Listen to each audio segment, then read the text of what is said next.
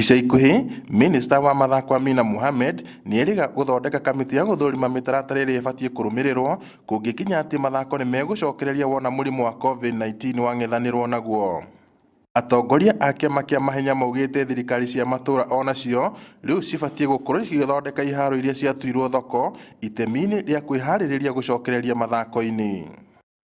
I know we have challenges with our stadiums, and we are appealing to county government that they actually assist our athletes, and we know most of the stadiums have been used as marketplaces, so we are appealing to the government to help us, to county governments, to help us, especially our governors, to see that they have paved way for our athletes to train well.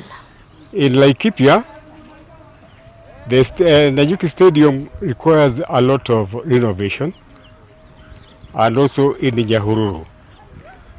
Nakuru Stadium also requires a lot of requires to be repaired, especially the running track requires a lot of work to be done. Maafitha anene a IK maugĩte atĩ iharo ici ibatiĩ kũhũthĩrwo na wĩra ũrĩa ciathĩrĩirwo. Some of the stadiums have been turned as markets, and that is against the rules of sports.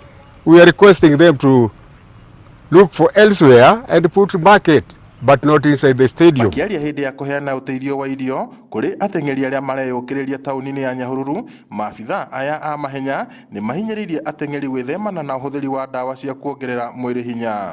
If any coach entertains doping to our athletes, they will face consequences from Athletics Kenya. Ngĩribotera Inoro TV kuma taũni-inĩ ya Nyahururu kaunti-inĩ ya Laikipia, njĩtagwo Peter Mwangi.